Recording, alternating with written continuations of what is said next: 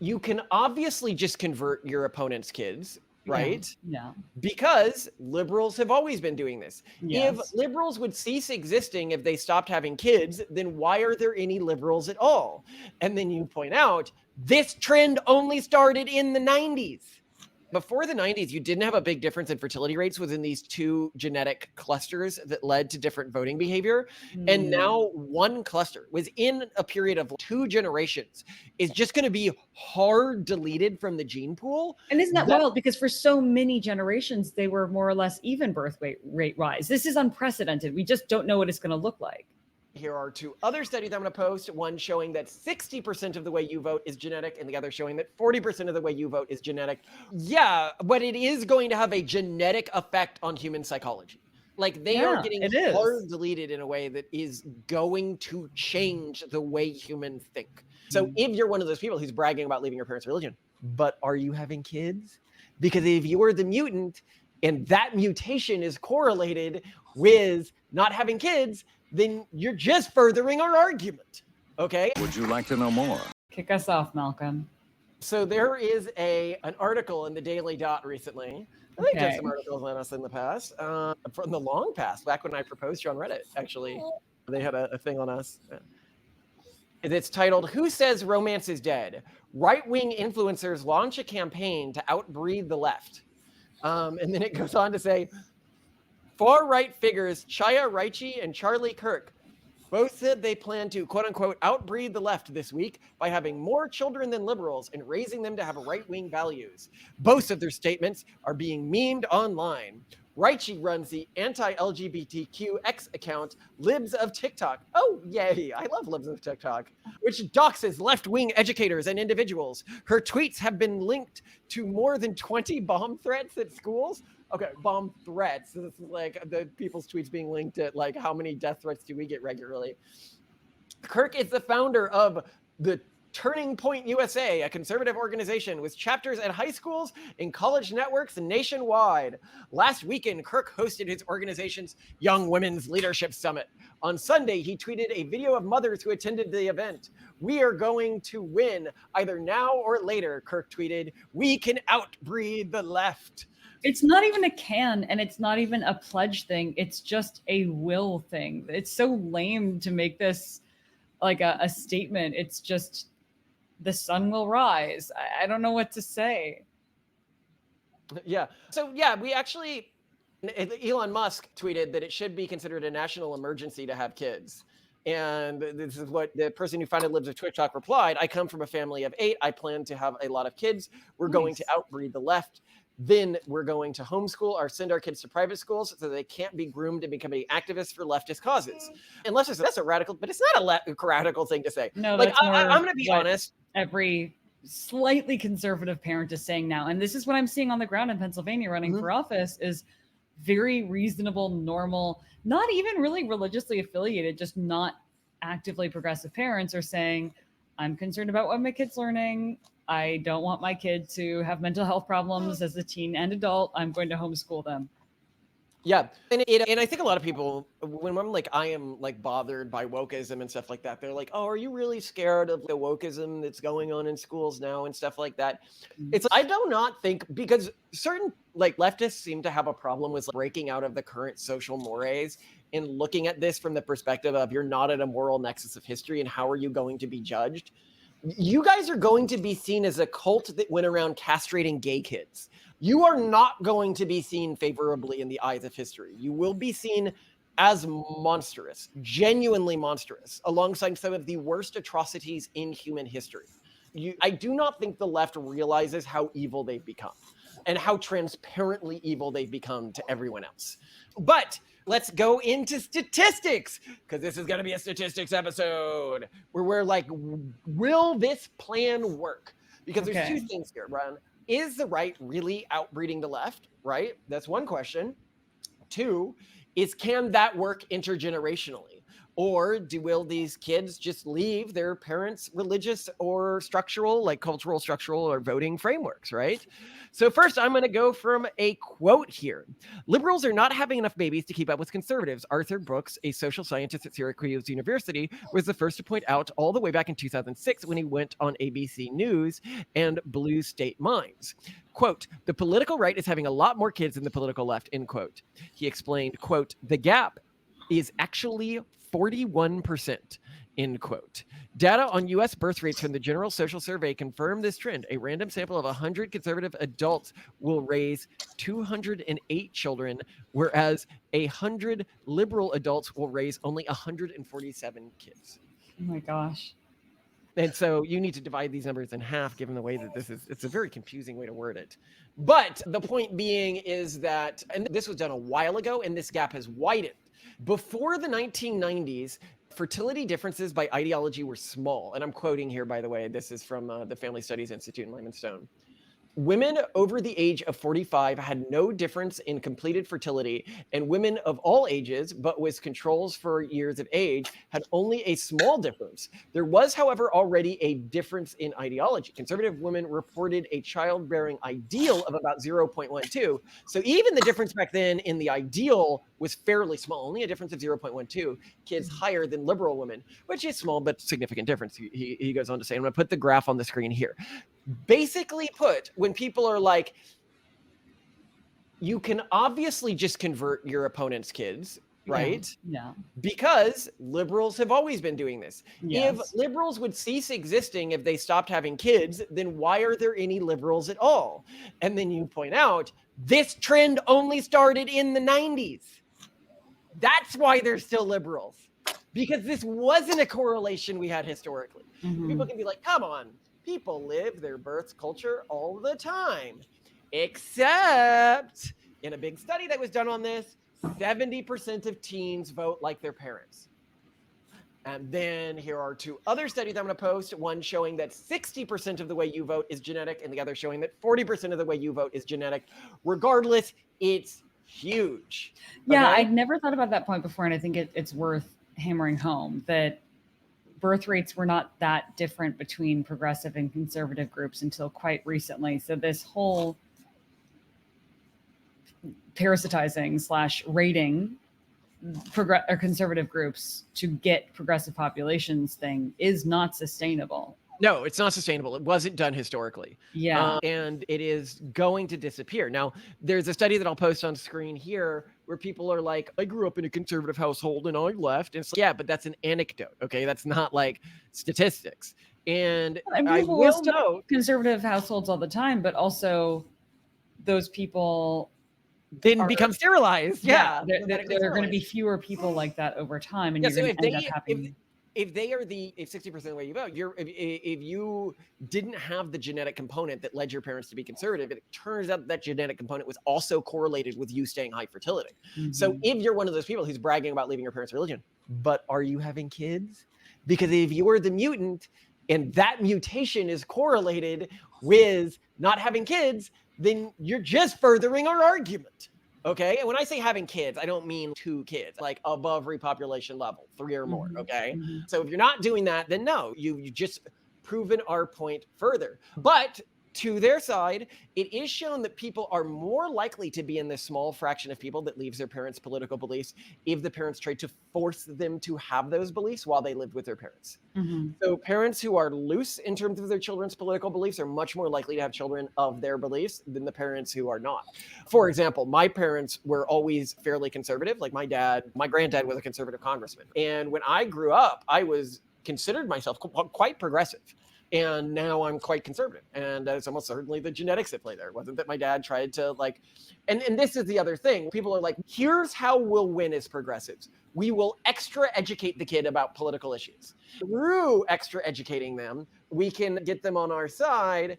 And here's a little study here called Genes, Ideology, and Sophistication that looks up how much genetics matter based on how much somebody has studied politics. The heritability of political attitudes increases with greater political knowledge and sophistication. What? One study found sociopolitical conservatism was 74% heritable among the most politically informed, but only 29% heritable for the least informed.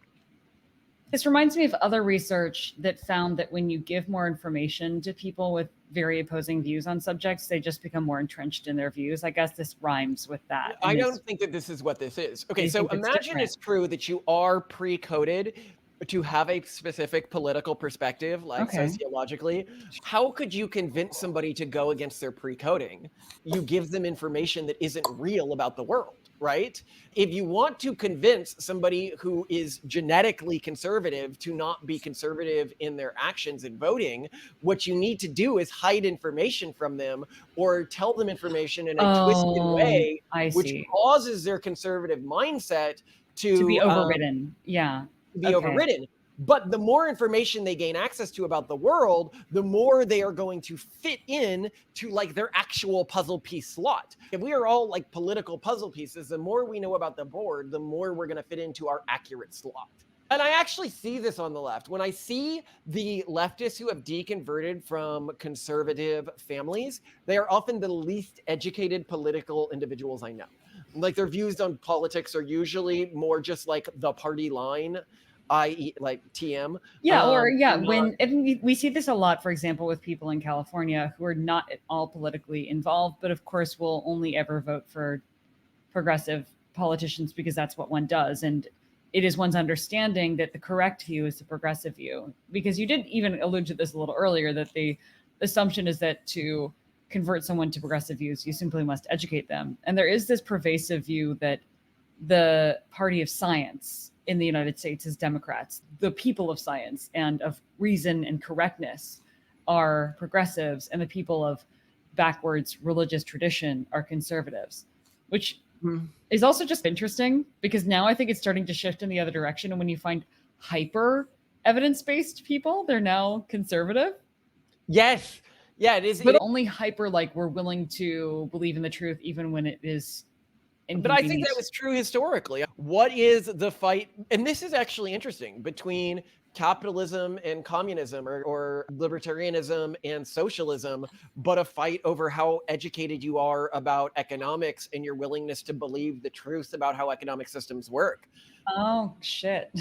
And this is why we have reconverted. Yeah, there's the graph, right? There's like half-wit, there's mid-wit, and then there's... And this is actually the core problem, right? Because two groups are drawn to conservatism, right?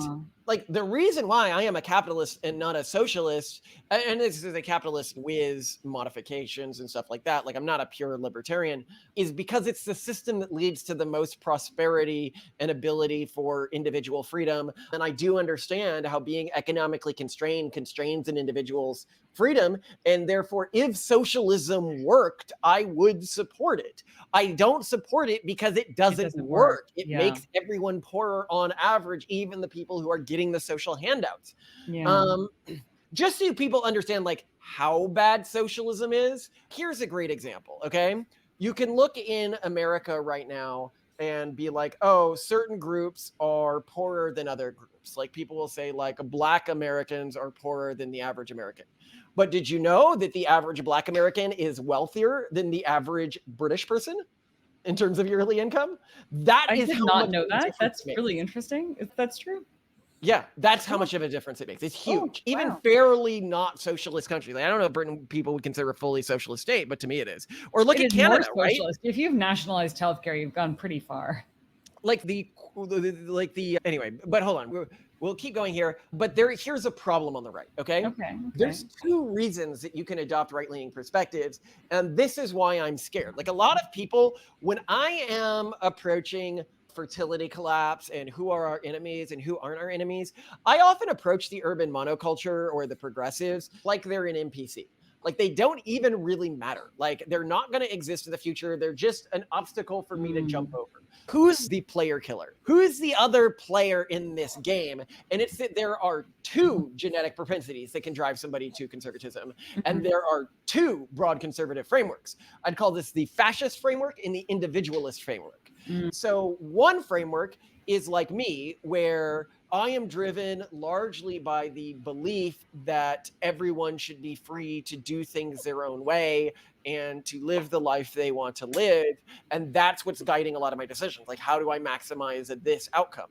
And every cultural group should, at least, not at the individual level, because that leads to stupid externalities, but at the cultural group. When people are like, what are those stupid externalities? Like a kid says, I don't want to be spanked. And they're like, the kid doesn't want it, therefore we don't do it. Or a kid says, I believe I was born in the wrong body and I need to medically alter myself as an 11-year-old. And the adult's like, no, that's stupid. Fuck off. But if you just take this like pure individualist instead of an individualist cultural frame threat, then you end up making really stupid decisions. So I take the individualist cultural perspective. So that's what I'm optimizing for. But then there's the second, instead of saying, okay, if all human groups are allowed to act the way that they want to act, that righteousness will be served, then there's the other drive to conservatism, which is they want they want capitalism because they want the strong to rule over the weak. They want libertarianism because they see it as like an aesthetic ideal. They want a system where they are the strong and they force the weak to live like them, where everybody has to live the way that their culture lives. And for us, these are really just progressives, but by a different color, because this is what the progressive movement is doing right now. It's trying to enforce its beliefs on other people in regards to child rearing structures, or in regards to the way you should live, or in regards to education. And we try to take our kids out of these systems. Somebody was like, why are you ragging on Germany for what they're doing with schools? Germany doesn't allow homeschooling. Does not allow it. It's illegal. You cannot protect your kids from the urban monoculture in that country because it has gotten to that state. So that's how bad it is. Okay. Yeah, specifically, yeah, we're not traditionalists. We're not crazy progressives. We are in favor of cultural sovereignty, we're in favor of pluralism, and we're very strongly against coercion. And there are groups within conservative factions and progressive factions that are coercive and domineering in this way, and we are not for it. Yeah, no, I'm not just not for it. I am willing to ally with them in the short term. If it achieves, yeah, but they're not. They're incapable of being coercive in the short term. So that's they're incapable of being coercive in the short term. That's the only reason you're willing to us winning, because our faction ideologically winning gives them the cover to grow and recover and try to gain power again. But to us, while we may ally with them in the short term, they are just as evil as the fascist progressives. They are just as much of a threat. And anyone who decides that their imperative is to impose their standards and values and cultures and lifestyles on you is going to be a threat ultimately. Yeah, this is actually, I think it explains a very odd thing about us, where people are like, why are you guys so philosemitic, so nice to Jewish populations and the Jewish culture? And we're like, this is the core reason. It's one of the few really successful, very high fertility, very culturally successful and technologically successful cultural groups that is not interested at forcing my family to live a different way than we live. Like, they are just like, yeah, we're okay with groups different from us existing. So of course we're going to uplift that example for other cultures to learn from. And our culture historically did that. The Calvinist cultural group was generally that way in a historic context, because we believe in the elect and the fallen, right? And the fallen are going to hell anyway. It's not our job to save the fallen. The fallen are meant to go to hell. The elect will be called by God themselves. And if they're not, then I don't need to go. I can broadly be part of the intellectual conversation and put my stuff out there and my ideas out there without an attempt to convert somebody, because I genuinely do not think that is how God works, is through proselytization. He works through calling people to the truth, if they are meant to be among the elect, or if they were, pre-assigned among the elect. But anyway, so that's one answer there. But then you have the question of, what was I going to say here? There's a confounding factor here, Simone, that we haven't considered, which is to say that, and I'm quoting here from the Family Studies article on this, however, having children probably also makes people more conservative. Prior academic research has found that after women have children, they tend to subsequently adopt more conservative social attitudes about gender roles as a result in both British and American data sets. Now, you certainly have, after you had kids. I think it's because once you have kids, you realize that the traditional gender roles just work, and why the hell were you fighting this to begin with? Our stance on this is, it doesn't matter who does what. people should just lean into what they're good at. And I think that's the thing, is if it turned out that we were flipped and somehow you did more traditionally womany things and I did more traditionally man things, it wouldn't be a problem for us. We would just do what we're good at. Yeah. And then there's this other point here, which is going to make things harder. And when people are like, why do I care? Like, why am I so worried about the economic effects of all of this? Not just from a population fertility falling perspective, that it is disproportionately falling within the economically productive regions. This also comes into this conversation, which is, and did you know this, that Democratic counties make up 70% of the United States economic output? Oh, ouch. Yeah, that makes sense, because also when you look at cities, which are largely progressive, they are famously referred to as IQ shredders. They're drawing the most productive, talented people to them, who typically adopt the local culture and also stop having kids. And yet these are some of the most high achieving people in the world. So that's, yeah, it is really scary. And I think that's something that's also not discussed enough when people are talking about pronatalist policy, is they're looking about how to create more people in general and not how to create more high taxpayers in general, which is going to be the really big question. Because if we're going to maintain any kind of semblance of the format of social services and infrastructure funding and pensions that we have now, we're going to lean more than ever on a very increasingly small group of productive taxpayers to pay for everything. And those people are disappearing the fastest, which is really scary. When I think about this, though, from the perspective of that original statement of we're going to outcompete them, I pledge to do this, we can do this.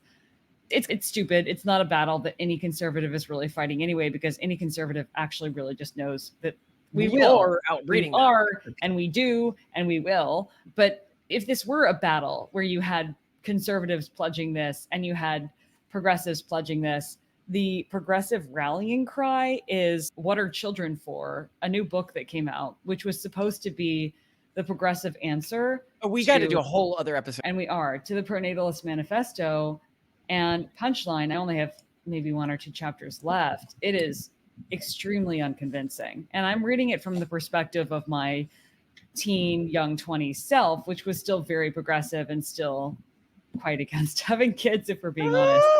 It does not make a compelling argument. Oh, and worse, you keep getting angry. You're like, these women should not be having kids. Yeah, no, it's bad. It's making me actually antinatalist toward progressives reading this book, which is deeply disturbing. I feel like the progressives are even more hoisted by their own petard than they... Simone, they are hoisted by their own retard. Hoisted by their own retard. I don't know if we're allowed to say that yet. But the hard R has returned. It's back. That progressives have been hoisted by their own retard. But there's a few other points I wanted to go here. One that I really wanted to elevate is that this is going to lead to a genuine genetic change in the population that humanity has never experienced. The fact that before the 90s, okay, and we actually did a study where we were looking at progressive fertility rates, and we found the rate to be 100% difference, or I think it was more than 100% difference, like 120% difference. So this other study, I think they're underselling it, or it was done a while ago. But anyway, that before the 90s, you didn't have a big difference in fertility rates within these 2 genetic clusters that led to different voting behavior. And now one cluster within a period of 2 generations is just going to be hard deleted from the gene pool. And isn't that wild? Because for so many generations, they were more or less even birth rate rise. This is unprecedented. We just don't know what it's going to look like. Yeah, but it is going to have a genetic effect on human psychology.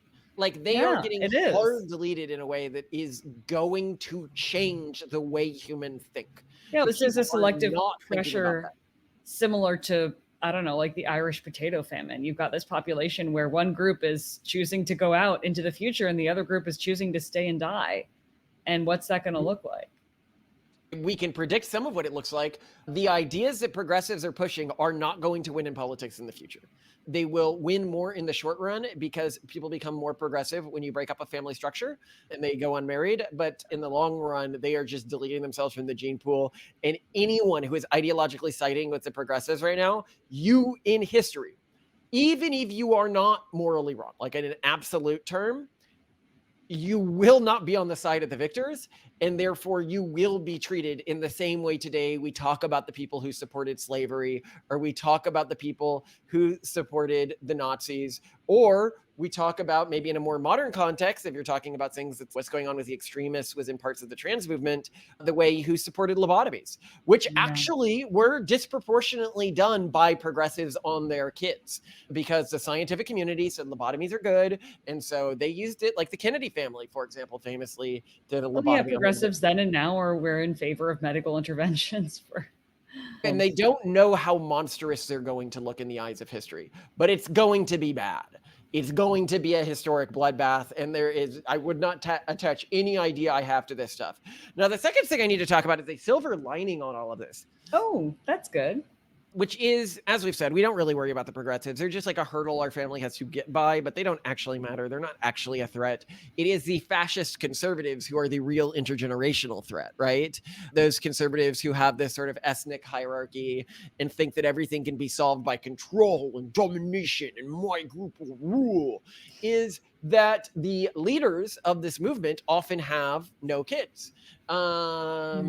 Recently we did an episode basically trashing Nick Fuentes for not having kids, but like he doesn't have a wife even. But like you can look at older iterations of this movement. So I was on a talk show recently, 0 Hour with John Papalopoulos or something, I don't know. It was by Blaze TV, so they flew me out to Dallas, and I went to this nice studio and everything like that. It was really fun. It's run by Glenn Beck, the network.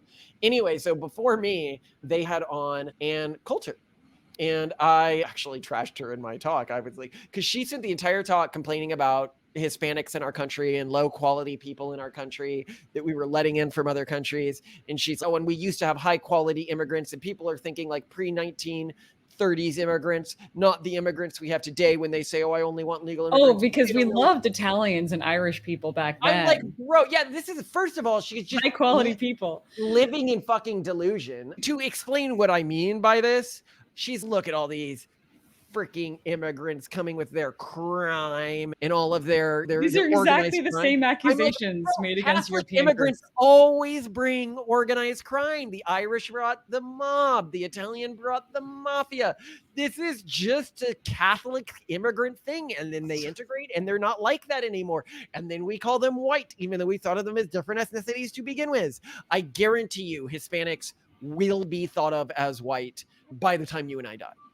And in fact, I imagine that the ultra lefties will start thinking it's offensive for Hispanics to pretend they're not white, in the same way that they might talk about an Italian pretending they're not white, or Irish pretending they're not white, even though these were historically discriminated groups. Yes, the Irish were a historically discriminated group, both in their home country and in the United States. Yes, the Italians had it terribly, so terribly, by the way, that Frederick Douglass, former slave, famous activist, when he was doing a tour of southern Italy, he said that they lived in conditions worse than the American slaves.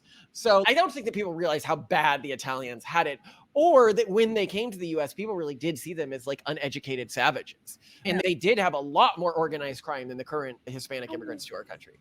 But anyway, Ann Coulter, no kids, no husband. She's been through like 5 engagements, divorced every time, or broke up every time. That's a her problem at that point. Like, you don't, breaking up even a single engagement, from my perspective, is a huge deal. Like, it's not a normal human thing to do.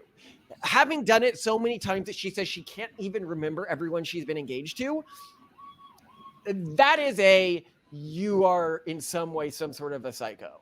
But I think that this psychoship, this incredibly high standards, which leading to these people not getting married, I think is part of it, is part of this ultra authoritarian mindset and this ultra out-group hating mindset. If they just don't know how to love. Again, I think love is just a tool to hold marriages together. Like, I'm not like a love is a good thing, but I think that like our marriage has so much love in it. It's insane for people who But I also think love, I hate to say this, or we'll just say a positive experience and feeling of pride is a large driver of intergenerational durability in cultures, which is to say, if you really love your kids and give them a great experience and actually love each other, it's probably going to inspire those kids to want to do that themselves and pass it on.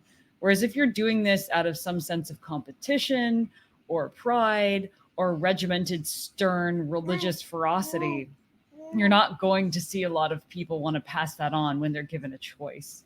Exactly. And I think it's that they don't know how to treat or think about other humans fundamentally. So I can think about intuitions I've had recently where like the other day I accidentally locked her out of the bottom of the house because we generally bolt all of the inside doors of our house because we get so many death threats. And I Um, really had to go to the and she had to go to bathroom. the bathroom and then she was short with me for doing that upon telling me. And by the way, you could have gone to bathroom downstairs. You needed to go to your specific bathroom, but I That's the understand toilet that. that the kids use, and I would have to completely wipe it down before I could, and I could not wait. But I also knew that you were going to feel bad about being short with me. And I was like, I really hope she doesn't feel bad about that. It was totally justified in context because she was probably in a lot of pain in that moment. Losing emotional control is never justified. Never. I should have thought about that. I knew you were out. But anyway, there was like a big yelling too. It was like a few like, Malcolm, don't do that again. I really need to go. It wasn't like an argument or something like that before storming away to go to the bathroom. But I guess it's just that any sort of negative interaction with you is so rare that I know you're going to have this big existential reaction to having had one. And I feel bad about that because I don't want to cause you any negative emotion through anything I do. And it's just this thinking about another person first in all things is a mindset that is very hard for the person with a fascistic worldview to get behind. But it's something you need if you're going to make marriages really work, especially in a way where kids want to replicate that. Because you might be able to get your marriage to work. You might be able to stay in your household as a stern man, spanking your wife like they used to in the third, I don't know, whatever, right? Your kids grow up, they see you abusing your wife. They see your wife acting as totally subjugated by you, not uplifted by you. Do you think your daughters want to get married after that? You think they want to stay in your culture? No. And I think that this is why those groups will ultimately fail is even though they're part of the larger conservative alliance, they just are not very good when people can leave their culture and when they can't say stay in or we'll kill you at keeping their culture together. Now, I do think they'll spread in regions where they control people. You look at Gaza, for example, right? There were people in Gaza who were against the war, but they were murdered by other people in their country. But there are other places in the world where the fascist group is dominant, where the group that is my culture, my way of seeing things, everything must be militarized, everything must be my way or the highway, or we will come to your home and we will kill you and your children. That does exist as a majority viewpoints in some parts of the world, and those parts of the world, I think, are our cultural enemy. And that there are people in this country who want to create that and act, oh, I'm so giddy, I'll partner with you for now. Or worse, they're like, no, we should do this in America today. And I'm like, first of all, I disrespect you because of your position. Second of all, I disrespect you because you're stupid. You do not control a majority large enough to take power or competent enough to take power. You control a bunch of low economic producing zealots who cannot make up even a single election or maybe a few local elections, but that's it. Like you need a big tent alliance to actually win, and you are sabotaging your own objectives, which should mostly be just living in peace because you're a minority population, which all conservative religious groups are in this country. Do you have thoughts? Because you are the smarter of us, and I know you're who fans really want to hear from. We saw this in a recent comment, and I will never let you hear the end of it because the one out of thousands of comments. No, people upvoted it. That 2 people upvoted it, and then I've upvoted it. So there's 3 of us, 4 of us. Oh boy, just ridiculous. We know this is happening, and the whole reason why we are in this fight to a great extent is because we're concerned about a loss of plurality. It's sad to me that people would gloat about the fact that they are just going to outbreed other groups, because when I hear that, I feel sad. I feel sad that we're losing those perspectives at the same time that I feel very frustrated by the perspectives of those we're losing. I'm reading this book. Oh God, why I keep forgetting the name because it's a really What Are Children For? Why is that even the title of this book? Why? Children are for how they make the parents feel. That's why progressives cannot motivate kids. There was actually a tweet I saw recently that I really agree with.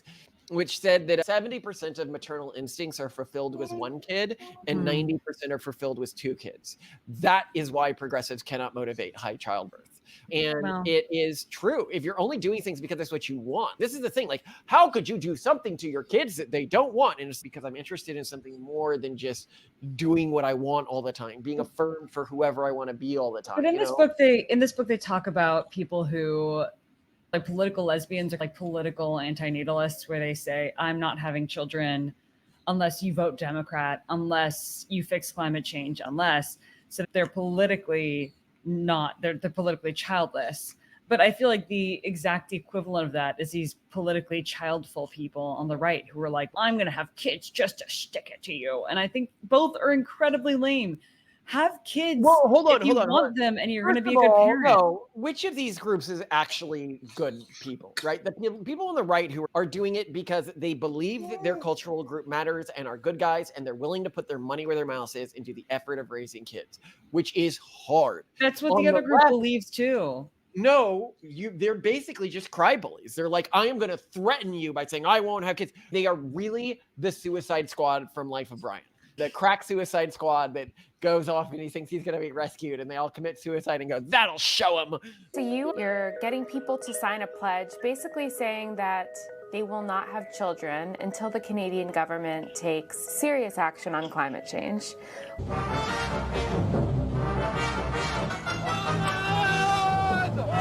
are childbearing people's front. Crack suicide squad. Deck.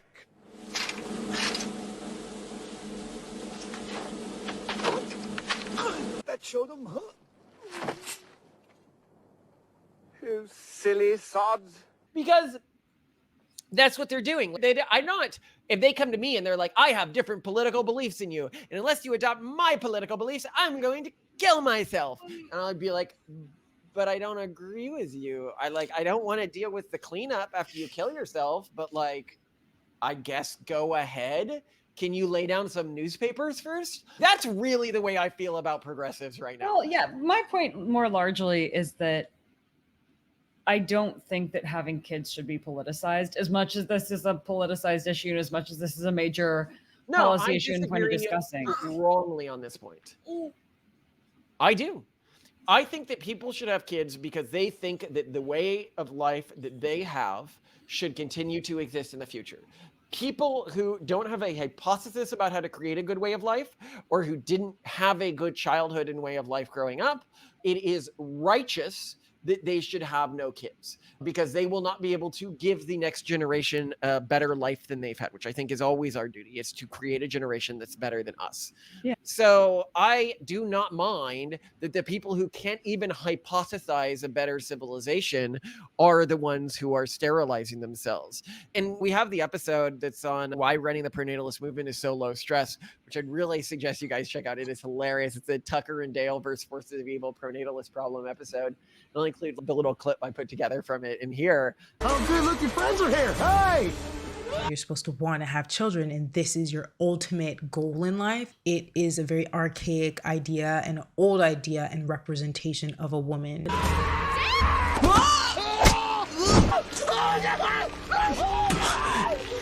So you're getting people to sign a pledge basically saying that they will not have children until the Canadian government takes serious action on climate change.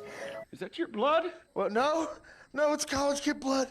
And how many people have signed on so far? 1,381 as of right now. I know what this is. This is a suicide pact. Oh my God, that makes so much sense. We have got to hide all of the sharp objects. If only I was born with a vagina. Yeah, solve that problem. Amen, sister. Holy Mother of God! Some kid. He just hooked himself right into the wood chipper. What? Head first right into the wood chipper. It looked like it might have been one of the college kids. It's true. It is sad. Like when we go to someone and we're like, okay, here's how we can help your group survive. And they're like, you must hate us because you want us to change something. And it's not just progressives. The episode I hope goes live right before this one, we'll see how processing works, is the Catholic episode. And when we go to Catholics and we're like, your fertility rates are desperately low. You need to culturally do something different. You hate Catholics. We're telling you this because we're trying to save you, you freaking knob. Okay? We're just telling you the facts. Your fertility rates are uniquely low for your economic condition when contrasted with every other human group alive. Okay? Figure out something or you're gonna die out. But it's the same with progressives. But with progressives, I have less care because for me, the current progressive party has just become, do I really want to save the Nazis? Do I want to save these people who believe that humanity should be divided into an ethno-hierarchy with certain groups, human dignity mattering more than others, as you see with like COVID vaccines in our state being distributed based on race, not based on need, with certain ethnic groups getting access to it earlier, or more extreme than that, the fact that they have literally become anti-Semitic now. They're like, oh, we just hate Zionists. We don't hate Jews. I'm like, well, depending on the study you look at, 80 to 95% of Jews are Zionists. And they're like, yeah, it's those ones I hate. I'm like, bro, that's like saying I don't hate Christians. I just hate people who believe that Jesus was the Son of God. Is that like a near 100% overlap? And they're like, why would the Jews think they need their own state to be safe? What historically could have happened to them that would lead to this insane perspective?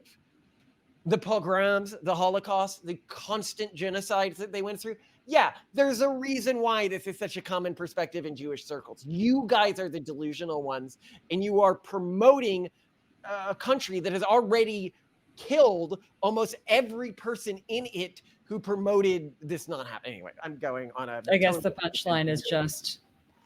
I'm okay. Conservatives are gloating. I'm okay. We will. You're okay with it. We're going to replace you because you do not deserve to exist with those vile opinions that you have. Castrating gay kids. See, here's where I disagree with you. I think that what as progressives is a very small radicalized subfaction that controls the party and is setting policy. That's the problem, is that they're still controlling the lifestyles and the birth rates of the very reasonable and pluralistic people existing under their reign. You're saying I support the Nazis who didn't support okay, yeah, they voted for the Nazi party, but they personally weren't on board with the whole genocide thing. It's like, bro, it doesn't matter if you're on board with the genocide thing or not. If you are voting in a way that puts those people in power, you are the consequence. Not the consequence, but you are leading to this consequence. You can say, I'm putting this person in power, but I disagree with the thing that they consistently do. I think that drawing a comparison to Nazis here is unfair because it's one thing to be aware of, for example, concentration camps.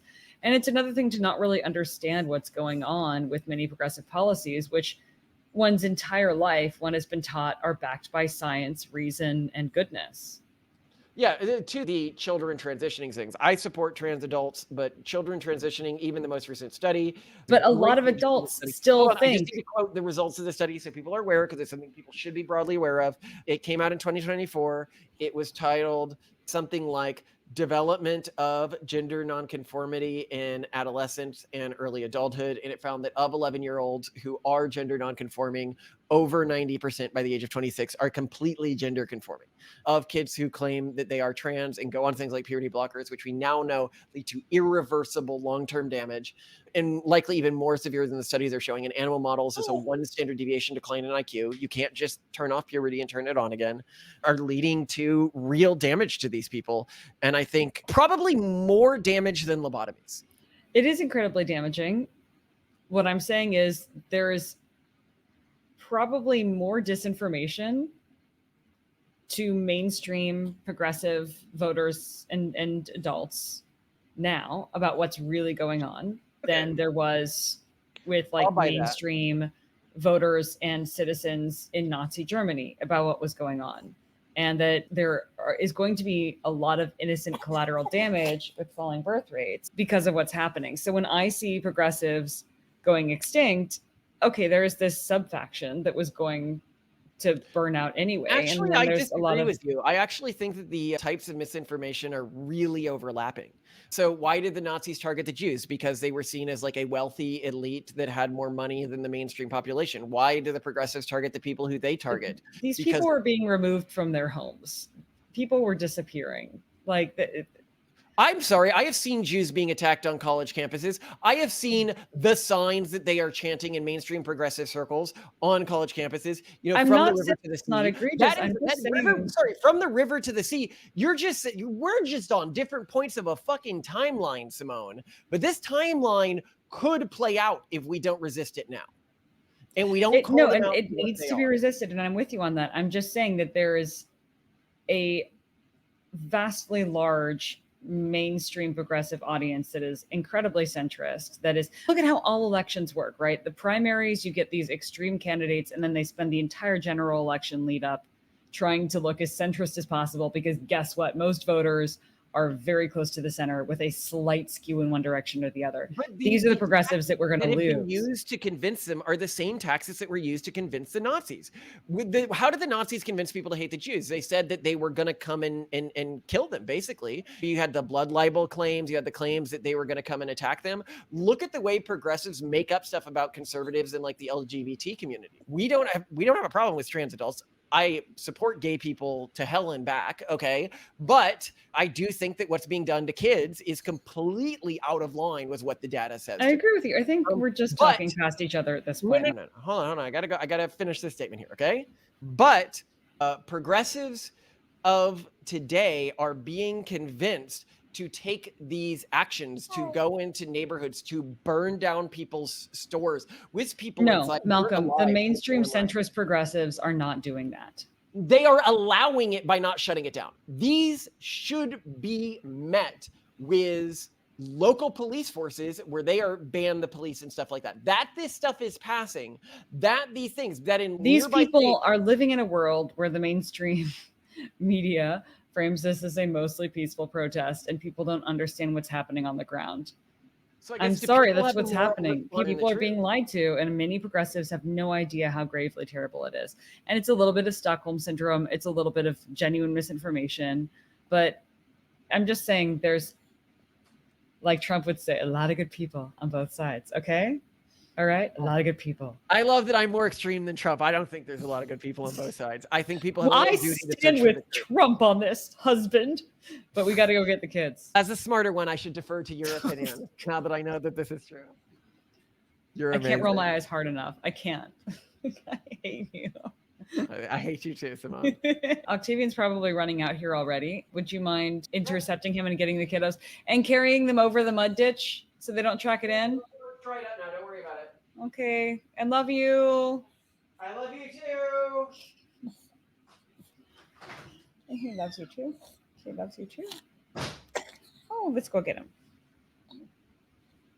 Let's go have fun. A citizen has the courage to make the safety of the human race their personal responsibility.